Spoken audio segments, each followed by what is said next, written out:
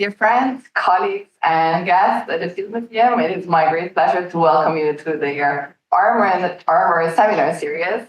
And as someone who resides and works in Chicago, I and the Field Museum acknowledge that we are guests on the traditional homelands of indigenous nations. Our respect and gratitude to the many Native people who live here today, as well as their ancestors.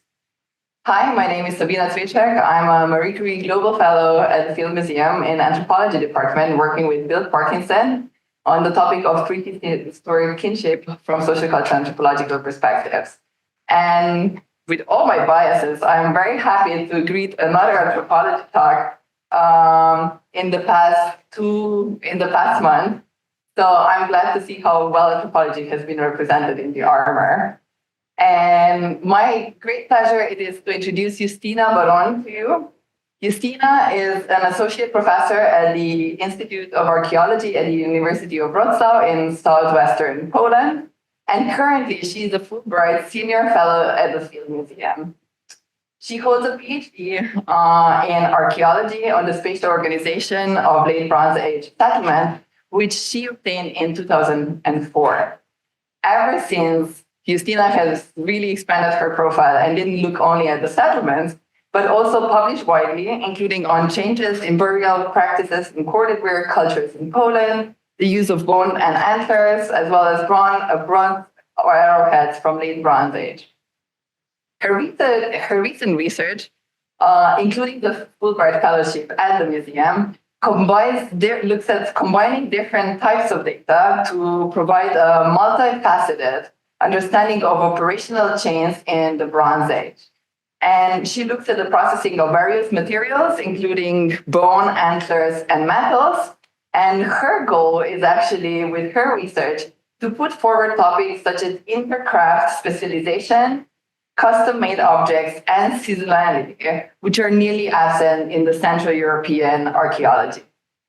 And with these words, I am very glad to welcome Justyna Baron with her talk on specialization, seasonality, and funerals, some examples from Central European prehistory. Let's welcome her with a warm applause.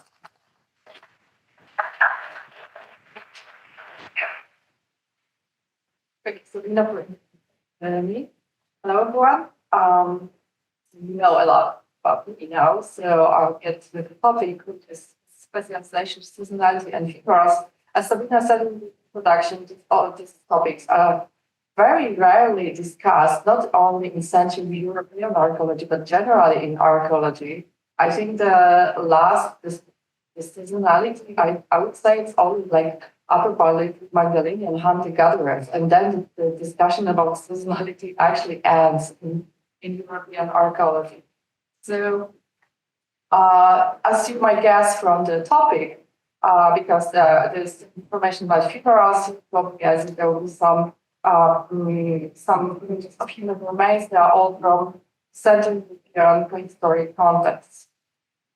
So part of my project here is this topic today. Today's topic is part of my project here, which is cross-craft interactions in the Central European Bronze Age, which I'm realizing right here, and select some very general information about the project. So the thing is, I can show that in practice how it works in practice. If we look at the single objects here, which is, as you can see, this is a small ornament made of pig tooth and a metal ring, you can see how many approaches you can take to analyze this object. So you can have this approach and this and this. But the problem in archaeology is that like people never talk about the results. If you go to metal conference, you will learn about metal. If you go to bone and antler conference, you will learn about all the bone and antler. And if you go to archaeological meeting, you will learn another things. They almost never work together. That's the problem. So I think we need kind of we also need kind of interdisciplinary discussion and communication about the results we have, because we usually work on very narrow, separate objects that are taking off the original, very rich context. So part of my project also is speaking about standardization and efficiency. On one hand, we have like very large series of very similar objects, like here on the left side, when you can hear like there are like over 120 kilos of copper necklaces. And they are identical. So we know that they will might the very high skills in standardization and also in efficiency. On the right side, you can see the metal model with these clay molds, these batteries, and very unique objects. So you get like, if you press it on the wet clay, you immediately get a ready custom mold. So you can see the tools that were used to make other tools. Also, there are other interesting topics in intercraft archaeology that are actually also that are also absent in the general archaeological discourse. If you look at this symbol here, why is it different from the other? Kendall, I know you know, so don't. How is it different? It's made for left-handed person. And we know that there are many of them, but actually nobody has ever paid attention to this type of objects. So I can see that there are many interesting paths of studying prehistoric technology if we want to go beyond pure archaeometry or pure description of typologies. So today, part of my talk is specialization. Here there are just several definitions of specialization. It's the way that any production is organized, or the production that exceeds the use of a household, or the production that is part of the production is meant to be exchanged. So you can see that there are many different definitions of specialization. So from my perspective as a European historian, it's very interesting that the word craft and specialization usually comes up in historical context only. Historical context in Central Europe, that means it starts from early Middle Age, which is like 8, 9 centuries AD. Even if we have very compelling evidence of this craft and specialization in older periods, like if we look at the Bronze Age objects, we can see the standardization of these custom-made objects, or working or producing really good tools from low-quality material. Or if we have high-temperature technologies, not only in metallurgy, but also in processing glass materials, or using humans. If you browse the literature, nobody uses the word crafts, because crafts specialization is rather for medieval corporations of professionals. That's how this word is usually used. And also, if we look on the specialization, there it's mostly studied in more complex societies. You can only look at the titles, and you will know this specialization is studied mostly in this type of societies. So doesn't mean that in the more egalitarian societies there were no specialization. We all know it's not true. But if we look at metalworking, also, it's always studied in complex societies. It's this is very this perspective prevails in European archaeology. I would like to put your attention on this recent critique of this approach by Michael Kuipers, the Dutch archaeologist, who says that metallurgy is not as difficult as you might think, and actually many people were able to practice it. So it's not only for elites. If we look at the 4 parameters characterizing the organization of every production introduced by Katie Costin, you can see that there are two different groups. One depends on context, concentration, scale, and intensity. And if we think about Central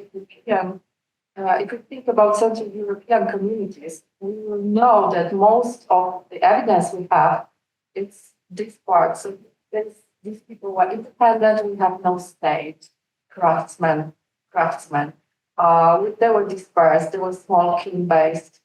Whatever king-based means, Sabina, but they were king-based. They were also part-time. So even today, if we look at the intensity is generally affected by three factors, which is efficiency and scheduling. Even in ethnographical evidence in 1960s in Poland or Czechoslovakia, there were very few full-time specialists working in the countryside. Even if there were potters, blacksmiths, there were never full-time specialists. They were always farmers. So I would say most of the Bronze Age craft we deal with was part-time and independent. So here you can see what kind of risk they taken or efficiency or scheduling, and we're going to focus on the last one. The crafts are most intensively practiced during periods when agricultural demands are at the lowest. And now we can focus on these agricultural demands. If we look at the classification of climate types, it's not about temperature or precipitation. It's like what kind of seasons we have. So you can see the Central Europe, which is here, it blows, by the way, very similar to large parts of the United States. So that means that we have warm summers and cold winters. I don't need to, you know that we have cold winters, like eternal winters here. So what we know, this is present day map, but the paleoclimate analysis in large parts of Central Europe show that the climate was very similar. Of course, there were some fluctuations, but there were not dramatic changes. And the Bronze Age farming in Central Europe is a continuation of the Neolithic tradition since the 5th millennium BCE. So we can see we're still using these plants, we cultivate them, and this is very base product of the everyday consumption, right? So if we think about seasonality of farming, you can see at least two very clear. One is when the seeds are sown, and the other one is when it's during the harvest time. So in Central European and also in Illinois, for example, will be the first week is around March, and the second one is August. Also, in ethnography in Polish language, August is sierpień, the sierp is sickle, so it's even name of the in Czech language is the same. Even name of the month is very much combined with the activity with the harvest. If we look at the seasonality and timing in Polish folklore, it's May. So this is not this is somewhere here. And if we look at this small picture, this is about monitor and protect crop from pest and disease. So this is nothing you can do. Monitoring is rather passive. So if you look at Polish proverbs, I'm sorry, but I'm not able to translate proverbs anyway. So if you need to trust me, if you think about what is about weather, which of them are about weather, I can tell you all of them are about weather, and the blue ones are about precipitations. So that shows how important this part of the year was to the farmers. And also, if we know that for these communities, they live in this part of the world where we know there was seasonality of climate and also seasonality of farming, doesn't mean that also some crafts were practiced seasonally because of scheduling, for example, because farmers are super busy in some parts of some time of the year. If we had cold, snowy, and wet winters and busy, warm summers, when exactly all the products that we eat in our archaeological experience, when exactly were they produced? I think this is a very interesting question. And actually, I've never met any attempts to answer that question in European archaeology. So what kind of crafts could be practiced seasonal? Were time-consuming crafts requiring control of humidity and temperature practiced seasonally? And I think for most archaeologists, the answer is that pottery making is this type of craft. First, we find a lot of fragments of pottery on all types of sites, and we know that the pottery making is time-consuming craft with excellent where excellent control of both temperature and humidity is required to success. So when we look at ethnographic evidence or historical evidence, the question was pottery making a seasonal craft? As of course, yes. Even in second half of 20th century, potters were not busy on winter, never, never, because of several reasons. First, you can see on this picture how the clay is dug from, so we know from historical evidence that each potter has its own clay source, could be secret or just his private extraction pit. But you cannot imagine just digging this clay during the winter. It's not possible. So winter, we have frozen clay, so the access to raw material was just impossible for months. Then we have short daylight hours, which is also very important. Then high humidity and low temperatures. We have no archaeological evidence of any workshops understood as separate buildings designed for making pottery only. So probably, like we see in ethnographic evidence, the raw material was stored outside. If something is stored outside during winter, it's not, you cannot work with this material. And I would like to show you some examples of Bronze Age pottery, which four main contexts it comes from, like settlement graves, deposit of metal objects because these were used as containers, or deposits of pottery that were found in very interesting places like tops of the hills or at the lakes or in wetlands. So when we look at the pottery in Bronze Age, Iron Age, funeral traditions, there are like three main interpretations. They are gifts, or they are containers for something, for some food, some products, or they are new bodies to the dead people. Of course, all these three functions may be combined in one pot, in one vessel as well. So, for example, I think that pottery also that was used during the funeral ceremonies was kind of text. They had a very different decoration than on settlement pottery.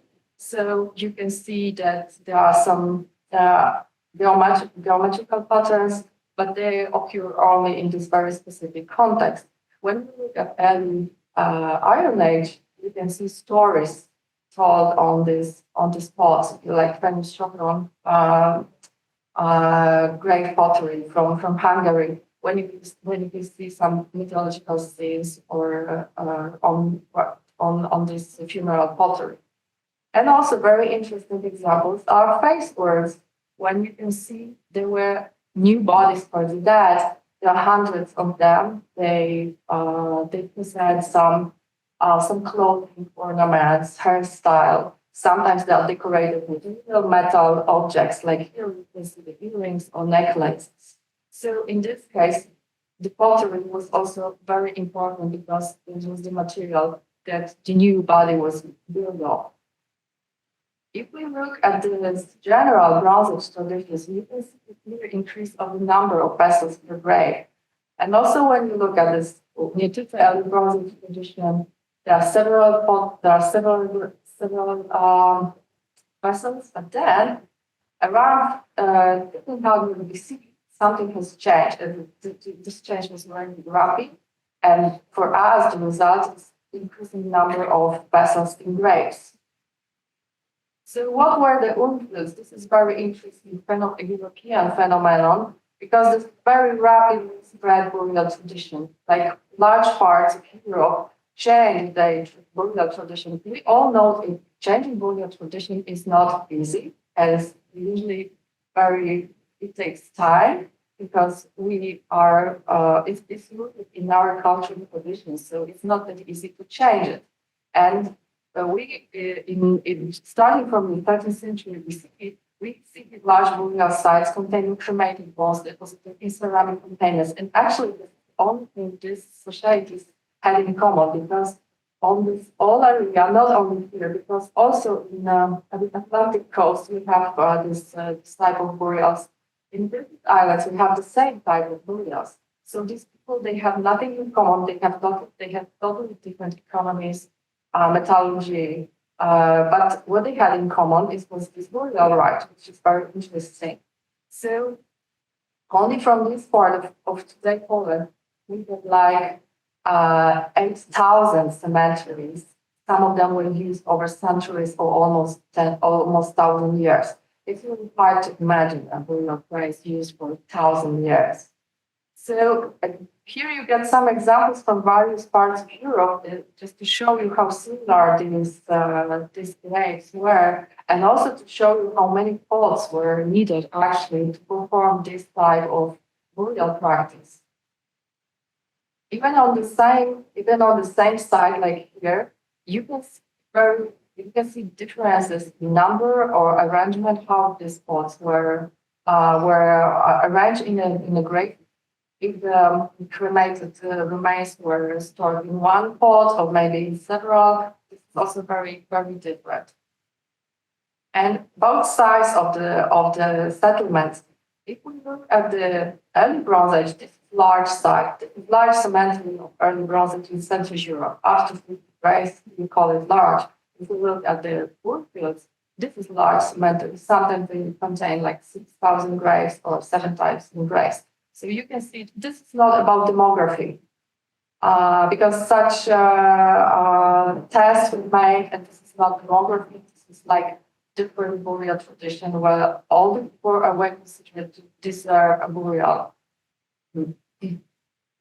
So, what is typical for Uruk cemeteries is the really high number of ceramic vessels. You get some just random sites when usually you will count them there are thousands of them. So also very interesting question is pottery in funeral context, was just the kitchen stuff or was just made especially for burial purposes? So the answer is both. And you can do it, you can test it based on several methods. Like here, for example, you can check the form, you can do the formal analysis. Some forms they occur only on cemeteries or only on settlements. So, but mostly they are found in both contexts. Also, you can try to find it where, for example, which is very new, I would say, type of research is where on ceramics, when we get some small residues or scratches or abrasion traces. Also, CMS, gas spectrometry, gas chromatography, when we test some residues which are present in pottery walls. Also, we can try to measure the porosity and water absorption to find out if there are some groups of vessels that were totally useless in kitchen because the porosity is so high they cannot be used for cooking purposes or serving purposes. So here you can see the 4 groups of pots. These have the lowest porosity and these have the largest. So probably it's impossible to keep liquids in this type of pots. So this is some selling conclusions about the pottery, that we know that burial traditions change, and this change goes together with increasing number of cemeteries, but also graves per cemetery and also vessels per grave. So vessels were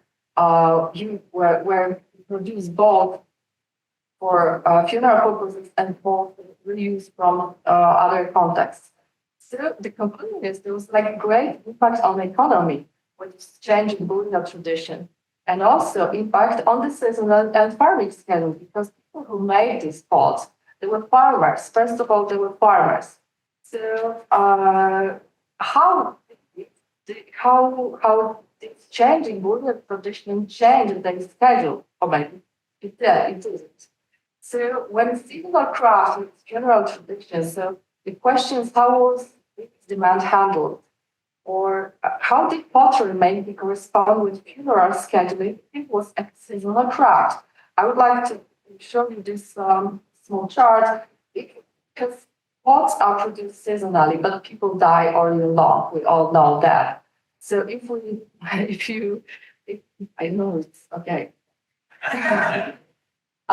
So if you look at this chart, you can see that in this population, like number of graves was 500, like only 45% of born will survive to the 10th birthday. So this is the picture that I showed to my people I know they don't want to vaccinate their kids.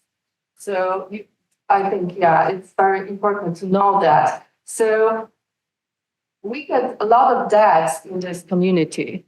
And we get a lot of graves, like infants one graves, infants one is 0 to 7, age, and they all have these pots. So there are like a lot of dead people and high demand on producing pots, which could have been produced only in center time windows during the year. So this is very interesting. For example, do we have any evidence of production exceeding everyday demand? And the answer is no. We don't have any places like this in archaeological context. We don't have any extra pots which were stored somewhere in the houses, even in really well-preserved settlements. We don't have this type of evidence. Also, so how was the funeral scheduling organized? We know that it's difficult to talk about funerals that are practical and efficient because funerals don't have to be practical and efficient at all. We all probably saw like official funeral. There's nothing practical, right? It takes 4 hours and there's a lot of rituals and but if we look at the cremation actually could be very practical because cremation enables storing and transporting the remains before the funeral. Like in this tradition, when many people want to be buried in Ganga River, in Varanasi, for example, so the families brought the burnt remains, they just take them just to deposit them in the water in this very specific place. So if you go if you travel on the plane from to Varanasi, you will see many people holding the urns on their laps because they travel with the dead people to deposit them. So hard to imagine this type of travel. It's not cremation, right? For obvious reasons. So how long is the time span between death and funeral? As I found out, in the US is 1 week or less. In Poland, it's usually 3 days. But for example, in Hindu and Muslim tradition, it should be done as soon as possible. Both Hindu is mostly cremation for males, and Muslim is not cremation at all. So, and today, if we look at the most common reasons for postponing funerals are logistics and costs. We also know that COVID changed very much our scheduling of all the important things in our life. So it also affected the organization of funerals. So could Bronze Age funerals be postponed due to seasonal difficulties?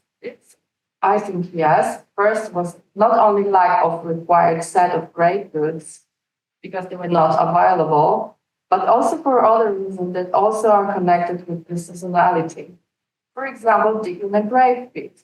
If you try to dig anything in this part of the world during the winter, you probably fail, or it takes you like days. So in this case, you can see the depth is using metric, but you can see this is very deep. Plus, topsoil was another half meter. So this is really very, very deep, grave pit. Same situation at the right side. So if we check on so this also digging the grave last winter in Poland, and they use pneumatic hammers for like an hour to dig like regular size grave because the soil was totally frozen. So I actually there are some difficulties. It's really very difficult that you cannot handle during the winter. Also, organization of a ceremony and a feast after funeral. In Polish folklore, there's a lot of evidence, and even today we practice this tradition that after funeral is like closing ceremony, is like a feast, a ritual for your family and for your friends. What about early spring, where the food supply was very poor? In the ethnographic evidence, we have like word for that, which is przednówek, which is kind of hungry gap. So so this is the time of the year when really people don't have much food, and they use like the very last food of the last season, and they're waiting for a new one to come. So actually, from my Central European experience, like 2 generations ago, this was very.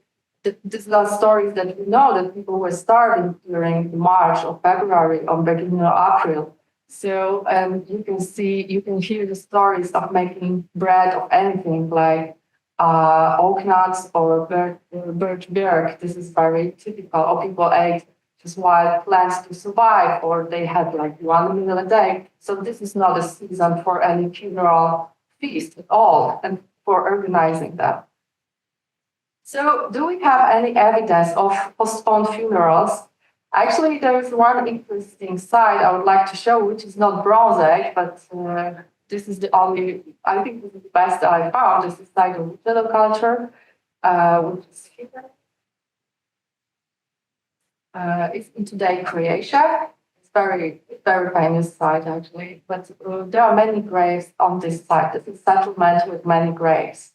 So the one grave is especially interesting because it's extremely deep. You can see. I think this is like the height of this rope raft. So this is over 4 meters. And what was found there were eight skeletons, which were located at the base, and they were entirely covered by 1 meter thick layer of charcoal. And the excavators' interpretation was that these people needed to be left there in this open grave, just cover it with some charcoals to protect the rest of the settlement from the odor of these corpses. But they were waiting because they wanted to organize like official funeral for them, and which was not possible on the short notice for some reasons. So this is how this object is interpreted. And also, do we have kind of temporal graves on the settlements? Yes, we do. In the late Bronze Age, in many settlements in Central Europe, we get like single graves, which is not usual because at this time usually cemeteries are separate for settlements. But sometimes we can find like single graves, like in the middle of nowhere. So this is like settlement, and right at the edge of the settlement, we have very small and poorly furnished grave. So this can be also like an answer that some graves were just these people were just buried for a while maybe and then removed to the right place after all the requirements were met. And also, if we look at the differences in graves furnishing from the same time, but you see the difference. Usually, the differences are interpreted according to status, gender, cultural sex, and gender, whatever. But maybe there were the differences because of the season, of the accessibility of these graves. I think this is also interesting. Interesting part of interpretation if we look at this object this way. So my conclusions are like, so we all agree that European Bronze Age people were farmers, and as farming and climate shaped their annual activity patterns. We all agree on that. And also all these farmers, they were like independent, dispersed, and part-time specialists. They lived in very small but not isolated settlements. We know that we're not isolated because they have very similar type of metal products or pottery products on large areas. So this information was exchanged. And also they used metals which were not local at all. So they were part of like large networks, but they were not. They were not so like complex societies. And what we know is that rapidly accepted new burial traditions resulted in higher demand for manufacturing ceramic vessels, which are crucial for funeral ceremonies. And we get a lot of examples of this idea.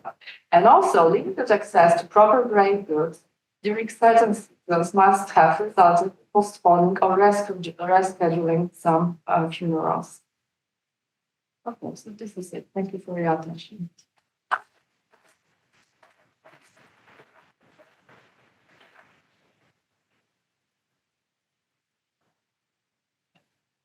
Wonderful. Thank you very much, Justyna, for your talk that really swept across pottery to metals and answers, as you mentioned. So is there any question in the audience? Mhm.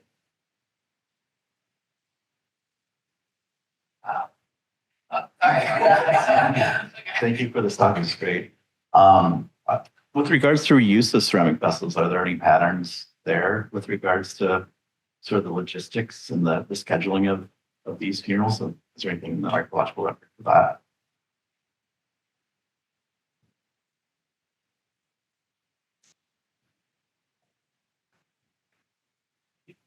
If you could use the microphone, that would be great. Just because we have people online. I don't want to guess one wrong.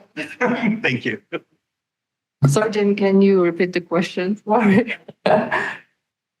With regards to you talking about sort of the scheduling of funerals and sort of the logistics and all that, are there any patterns in the archaeological record of the reuse of? Because you mentioned some vessels were made specifically for funerals, but then there were probably examples that were reused from maybe ordinary contexts. Are there examples and patterns in the archaeological record that show sort of a reuse of sort of everyday ceramics for purposes of these urns? Yeah, there are certain forms that were for sure like kitchen stuff, and they were used. They are found in funeral context, but only some of them.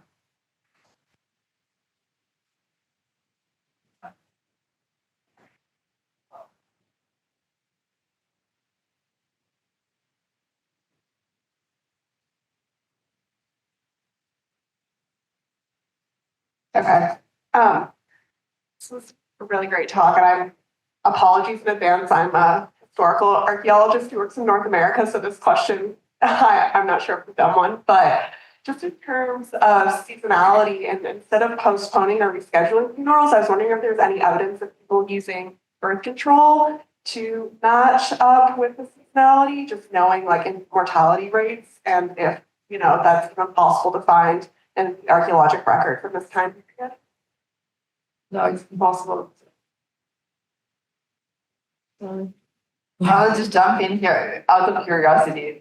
The graves in the settlements, would you have mostly children, or would they be also adults who are buried in those spots, kind of temporary graves that you find in settlements before?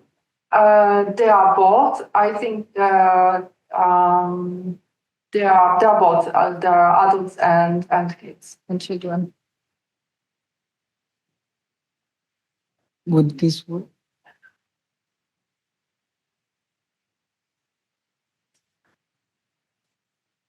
Hi, Justyna. Welcome back. Great presentation.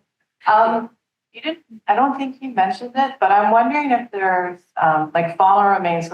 These are farmers who are, I'm assuming, animal husbandry and domestication that add to your ideas about seasonality or postponing. Like, there's certain ways that you can look at fauna remains to understand like the timing of culling. Because they're born at certain times of the year or that sort of thing. Like, there's anything that matches onto that to help you look at this seasonality of postponing or when they're usually burying people? Yeah, thank you. It's very interesting. Yeah, I forgot to tell you, that usually there are some, in this graves, there are some pig bones, and pigs are usually slaughtered in bulk just to make supply for winter. So, yeah, I see this correspond as with the presence of pig bones. So is another clue that there were like fall funerals, any of them. Yeah, or wild animals too. That No, there are no wild animals. No wild animals. No, wild animals. Actually, this is fascinating for Bronze Age because wild animals like 2% of most of zoological collections, and probably this mostly also antler sheds. So this is interesting when we find a lot of arrowheads and no animals that were shot with these arrowheads. You don't shoot the cow or sheep with arrowhead usually. So this is like our agricultural zoologist. This is also very interesting. But when it comes to the domestic animals, you can see that used species that are usually slaughtered on very certain time of year. Well, I have a question. So you showed the difference in size and shapes of the utensils used for the kitchen and the urns. So did you decide that the utensil was used for both because of its shape, or you also had remains of, vegetable remains in the urns that you found human remains or something? So first step is really formal studies because there are many of them. We got like hundreds of thousands of these objects, and now we start like 20 years ago maybe. There's more analysis of like useware, also like residues. And I must say this is very very difficult for Bronze Age evidence because even if you have some resins or like residues, it can be part of pottery production when you try to avoid some porosity and you put some resins on that. So it's hard to distinguish if it's part of how the pot was used or how it was prepared for use. But I think like last week we published the mask forum, which is very famous because there's plenty of Bronze Age food, like pots with porridge from Bronze Age. So I'm very curious about the results, but in most cases you won't get any food. You can make some random checks with gas spectrometry, gas chromatograph. So. Hey, great talk. So aside from immortality, what were the common cause of death? No hunting, lots of people in the full pen, but what was the most common cause of death aside from dying really early? I'm not sure if I understood the question. You did a lot of raids. What was the most common cause of death aside from immortality? Like, how did a lot of people die? How did people die? Yes, like was there a common Yeah, it was very common because of the disease. besides the kids? Ah, no. Just imagine work without medical care. So you can imagine how they die. So injury. No, not injury. You can get many diseases without injuries, and you can die easily without any injury, actually, because the paleopathology studies on cremated bones are very difficult. They are possible, and sometimes you may find something like broken bones, but in cremated bone materials, it's like very small pieces, like cornflakes, more legs. So try to find out anything from the cornflakes. So when we see this paleodemographic models with extremely high mortality of children from first age categories 0 to 7, usually the explanation is like the children disease. So that's all I can say about that. Aside from the high like child mortality, you don't know. Yes. Okay. Thank you. Cool deal. Awesome talk.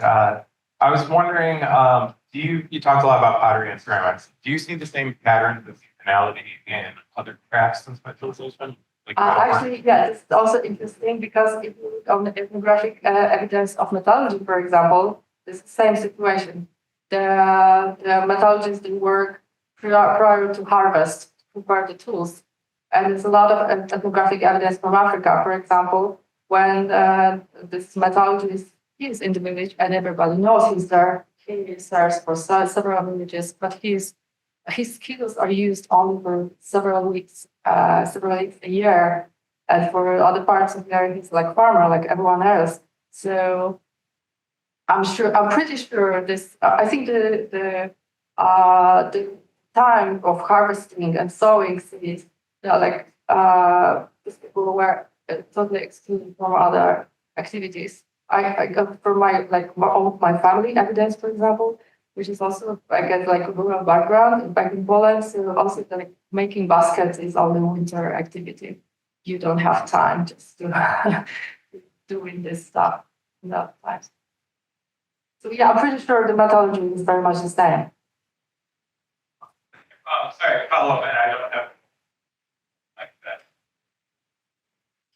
I can hear you, so that's okay. I know, but for the people online, is that largely due to time of year and time constraints, or you talked about with the ceramics and the pottery that there were a lot of environmental constraints? You can't dig clay out of the ground. Clay is the structure of clay turns into stone in winter. So it's absolutely possible to, even if you dig it and just store it on your yard, you cannot use it. Because even if you use some fireplaces, just if you look to ethnographic or historical, they will all cut off all the material. And it's impossible to store such amount of clay indoor because we know the sizes of the houses too from the excavations. And there's probably no place for this activities during winter. So it must have been like outdoor activity. And if it's outdoor, it can be practiced for several months.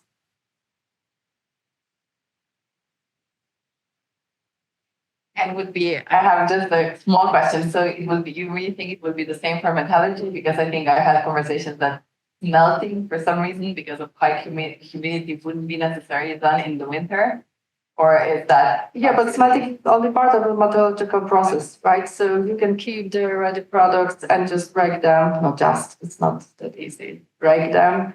And for example, repair broken sickles. And sickles are heavily used. We did a lot of analysis of sickles. Actually, the best analytical work about Bronze Age European sickles have been written in Milwaukee University by farmer Mike Landon here in the US. So they are heavily used, they are broken. So it's not about smelting, you just melt them in this small pots and you can produce new objects. So basing all the ethnographic evidence, this is seasonal. This, when you do it, when you have time and when you need to prepare the tools for harvest.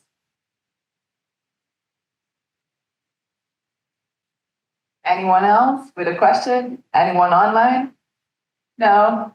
Okay. I think then we can close today's seminar. Thank you very much, Justyna, for your wonderful talk. And thanks for everyone for attending.